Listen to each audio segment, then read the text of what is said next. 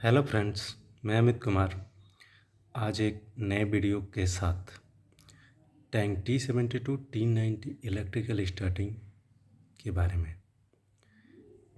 ये video technician के requirement पे बनाई गई है। इस वीडियो को बनाने का मकसद सारे टेक्नीशियन इलेक्ट्रिकल स्टार्टिंग को चुटकी बजाकर फॉल्ट को पकड़ना और उसे जल्द से जल्द रिपेयर करना। आइए जानें इलेक्ट्रिकल स्टार्टिंग के बेसिक सिस्टम, इसमें क्या होते हैं, कितने होते हैं और बेसिक कैसे स्टार्ट होती है। ये पार्ट 1 वीडियो है। इसके बाद आपको पार्ट 2, पार्ट 3 वीडियो मिलते रहेंगे। इस वीडियो के माध्यम से आप टेक्नीशियन से मुझे ये कहना ज़रूरी है कि मैं आपको इलेक्ट्रिकल सिस्टम के बारे में इतना ब्रीफली बताऊंगा, इतने शॉर्ट फार्मूले बताऊंगा जिससे कि आप इलेक्ट्रिकल स्टार्टिंग को चुटकी बजाकर चेक कर सकते हैं। इससे पहले मेरे वीडियो को लाइक करें, सब्सक्राइब करें, शेयर करें। तो आइए हम आज बेसिक सिस्टम जानें। इसमें 4 बैटरी होती हैं जो कि 12 वोल्ट 140 H की लगी होती हैं। इसमें 2 स्टेज होते हैं, फर्स्ट एंड सेकेंड। ये 24 वोल्ट की 2 स्टेज बनाई जाती है ताकि ऑल सिस्टम को 24 वोल्ट मिल सके। फर्स्ट स्टेज की जो बैटरी होती है वो कंटिन्यू सिस्टम को 24 वोल्ट प्रोवाइड करती है, लेकिन सेकेंड स्टेज की बैटरी आगे 9 नंबर पे RSG लगी है, वो RSG उसे ऑपरेट करके ज़रूरत पे सिंगल सीरीज में करती है और 48 वोल्ट बनाती है। तो उसके बारे में हम 9 नंबर पे बात करेंगे। अभी 2 नंबर स्टार्टिंग पुश बटन। सबको पता है किसी भी गाड़ी को स्टार्ट करने के लिए या टैंक को स्टार्ट करने के लिए किसी न किसी इग्निशन स्विच या पुश बटन की ज़रूरत पड़ती है। वो यहाँ पैनल बोर्ड में इलेक्ट्रिकल स्टार्टिंग पुश बटन लगाया गया है। 3rd number gear neutral micro switch. ये एक बहुत ही सेफ्टी के लिए स्विच लगाया गया है। ये गियर लीवर के ऊपर माउंट है D20 स्विच के ज़रिए। इसकी ज़रूरत अगर in case tank gear condition में रहता है, अगर ड्राइवर सेल्फ ले लेता है, उस दौरान टैंक स्टार्ट होने पे काफ़ी हैवी डैमेज कर सकता है, यहाँ तक किसी दीवार को भी तोड़ सकता है। तो इस चीज़ को सेफ करने के लिए गियर न्यूट्रल माइक्रो स्विच का यूज किया गया है। ये तीनों सिस्टम सही होने के बाद आपको 5 यूनिट के अंदर सप्लाई इन हो जाती है।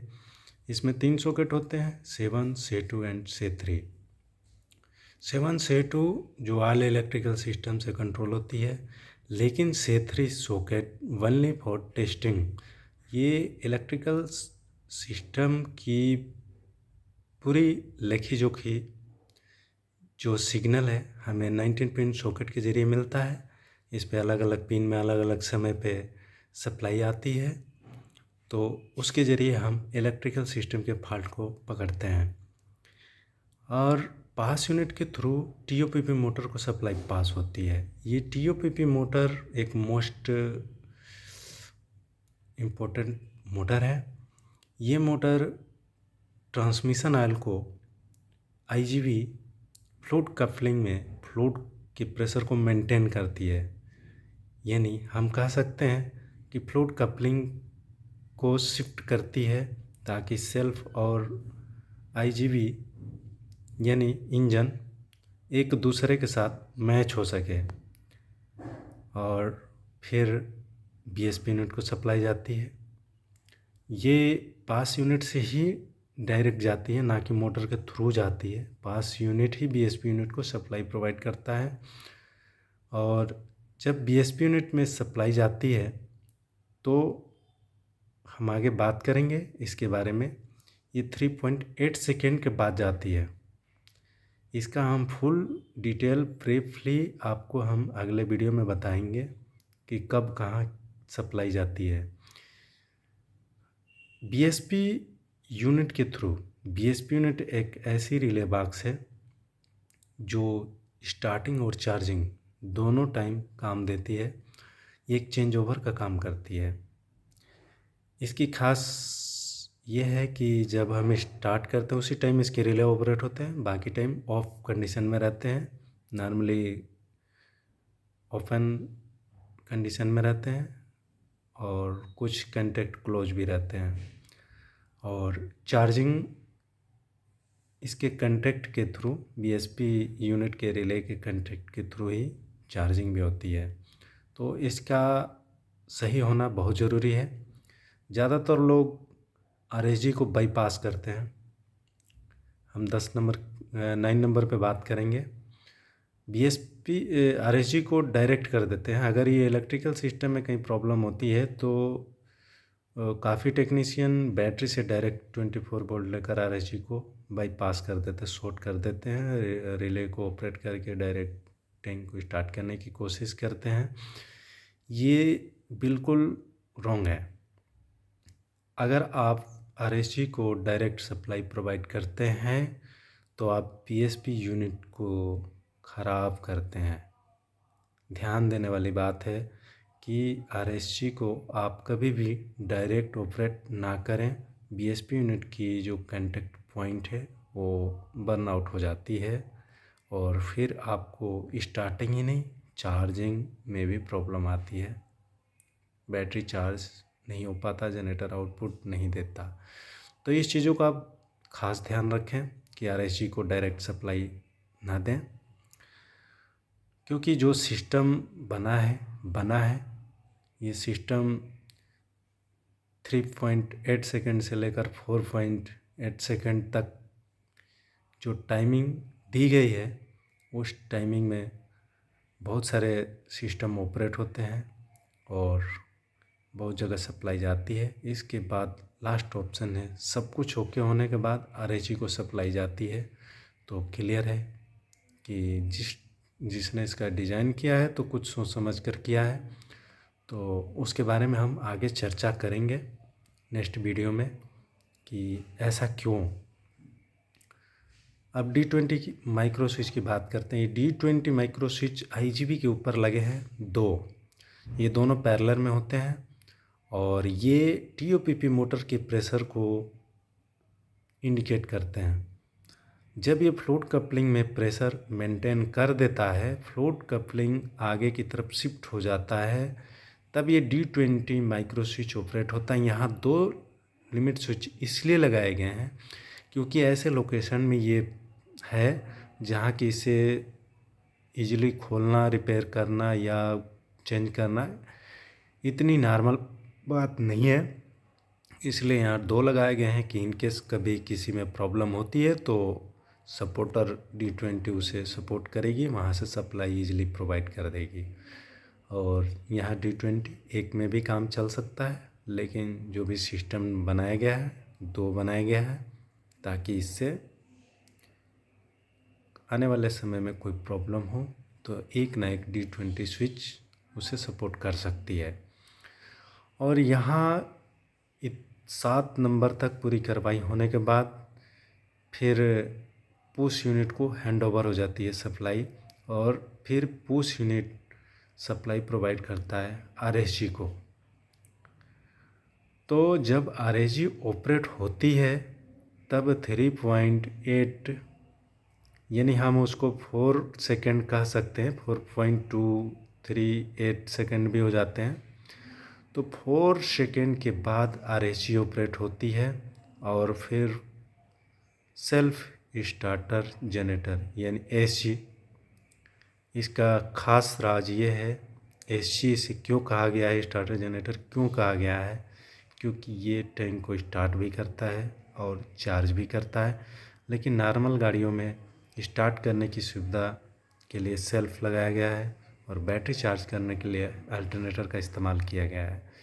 लेकिन यहाँ टैंक में स्टार्ट करने के लिए सेल्फ का ही प्रयोग किया गया है और बैटरी चार्ज करने के लिए भी इसी सेल्फ का यूज किया गया है, इसलिए इसका नाम स्टार्टर जनरेटर रखा गया है।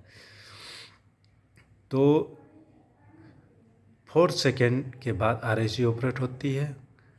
उस टाइम जो फर्स्ट स्टेज जो बैटरी होती है वो वैसे के वैसे होती है, लेकिन सेकेंड स्टेज की बैटरी फर्स्ट स्टेज के साथ सीरीज में कनेक्ट हो जाती है और उसे ये RSG करता है।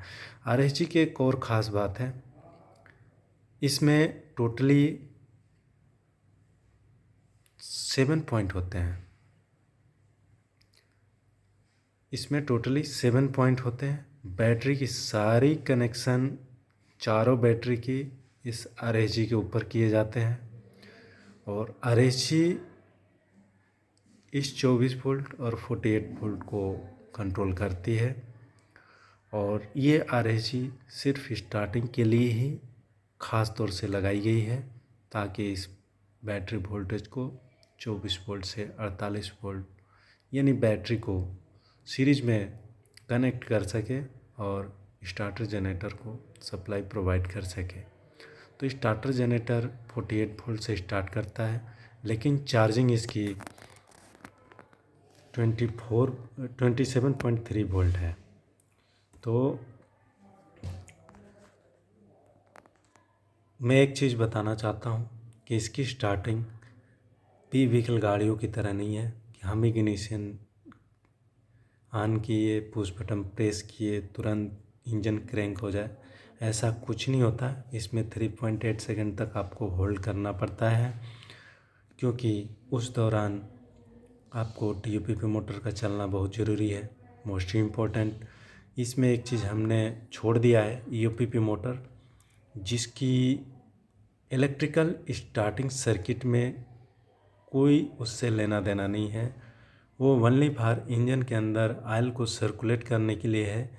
उस मोटर से इलेक्ट्रिकल स्टार्टिंग सर्किट में कोई फ़र्क नहीं पड़ता। वो अगर ऑफ है तभी भी कोई फ़र्क नहीं पड़ता, अगर ऑन है तभी भी कोई फ़र्क नहीं पड़ता। तो आप ये ना सोचें कि हम EOPP मोटर की बात नहीं किए हैं। EOPP मोटर की हम बात लास्ट में आपको समझा रहे हैं। तो बेसिक से उसका कोई लेना देना नहीं है। EOPP मोटर चले या ना चले, इलेक्ट्रिकल स्टार्टिंग में कोई रुकावट नहीं आती है। मुझे उम्मीद है कि आपको आज इलेक्ट्रिकल स्टार्टिंग की बेसिक नॉलेज आपको अच्छी ढंग से मिल चुकी होगी। अगर आपको ये वीडियो पसंद आया तो इसे लाइक करें, सब्सक्राइब करें एंड शेयर करें कि ज़्यादा से ज़्यादा टेक्नीशियन इस वीडियो का भरपूर फ़ायदा उठा सके। आने वाले पार्ट 2 में आपको सर्किट के बारे में बताई जाएगी और इसके बाद एक ऐसी वीडियो बनाई जाएगी जो कि 19 पिन सॉकेट से होगी। पास यूनिट की चेकिंग 19 पिन सॉकेट से होगी और वो होगी एक ऐसी वीडियो जिसमें मैं पूरा क्लियर करूँगा कि आपको 19 पिन चेकिंग की ज़रूरत नहीं है। उसमें कुछ इम्पोर्टेंट पॉइंट हैं, कुछ इम्पोर्टेंट पिन हैं जिसे मात्र चेक करके आप इजीली टैंक के इलेक्ट्रिकल सिस्टम के फॉल्ट को आप पकड़ सकते हैं। Thank you. बहुत जल्द मिलते हैं पार्ट 2 वीडियो के साथ। तब तक आप मेरे चैनल को सब्सक्राइब करते रहें, शेयर करते रहें, लाइक करते रहें। Thank you.